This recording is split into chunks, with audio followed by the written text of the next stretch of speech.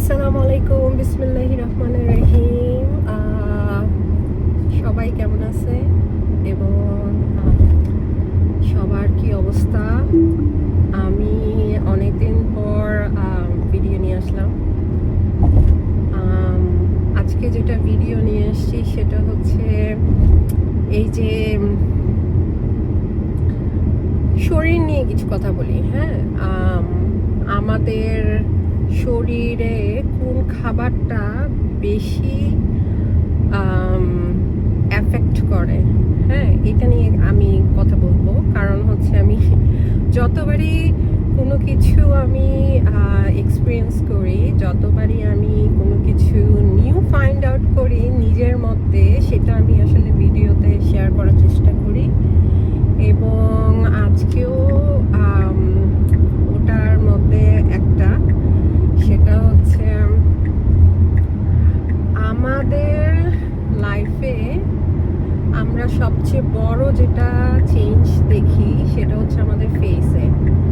হ্যাঁ, ফেসে কোনো চেঞ্জেস দেখি এবং সেটার সঙ্গে সঙ্গে আমরা ভাবি হচ্ছে এটা হচ্ছে মেবি আমাদের এইজের জন্য।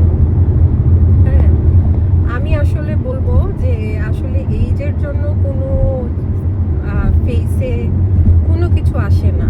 অফকোর্স সময় যত যায় তত একটা দিন যায়, একটা পর্যায়ে আমরা নিজেকে একটু ডিফারেন্ট দেখি। কারণ হচ্ছে আমাদের স্কিন বিল্ড আপ করতে করতে এক সময় তো স্টপ হয়ে যায়, তাই না?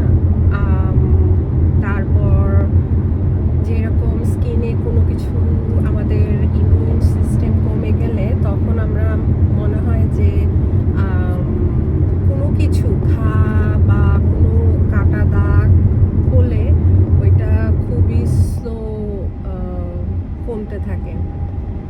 এবং এটার জন্য যেটা করতে হয় সেটা আমরা ভাবি যে ও আচ্ছা, আমাদের বয়স বাড়তেছে, আমাদের অনেক কিছু চেঞ্জ হচ্ছে।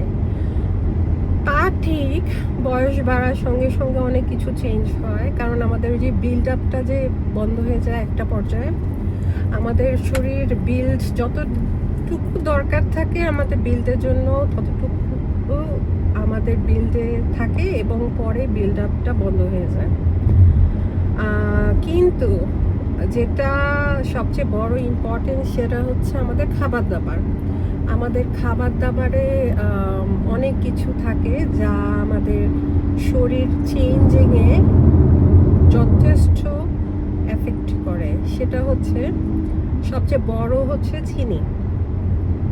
সো যারা আমার ভিডিও দেখছে তারা লাস্ট 2 মাস আগেরকার ভিডিও আর এখনকার ভিডিও দেখে আমার চেহারা, আমার একটু ইয়েটা চেঞ্জ দেখবে। কারণ হচ্ছে আমি লাস্ট ইয়ার আমি একদমই চিনি খাওয়া বন্ধ করে দিয়েছিলাম। চিনি মানে মিষ্টি, চিনি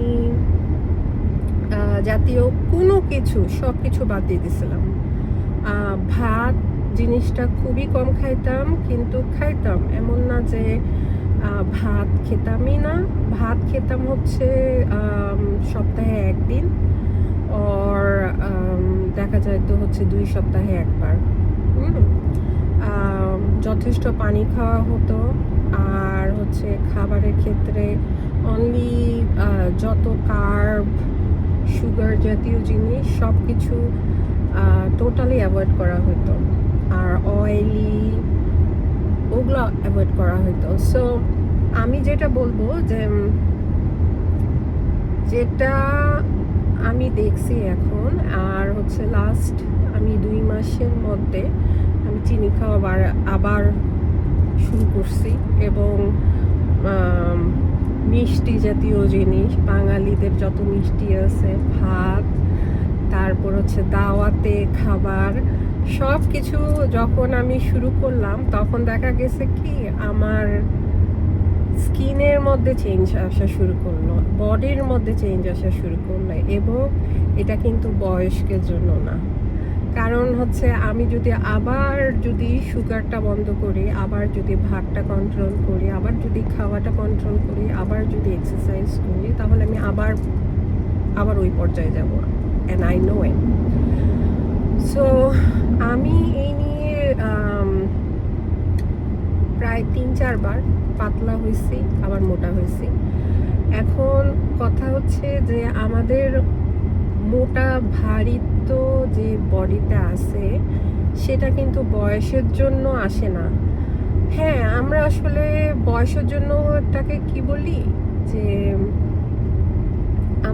আমরা স্ট্রেস, অ্যাংজাইটি, আমাদের লাইফে যখন সব কিছু রেসপন্সিবিলিটি বাড়ে যায়, তখন আমরা আসলে টেনশনে, ব্লাড প্রেশার, তারপর অসুখ বিসুখের কারণে আমাদের খাওয়ার রুচি কমে যায়, আবার খাওয়ার রুচি বেড়েও যায়।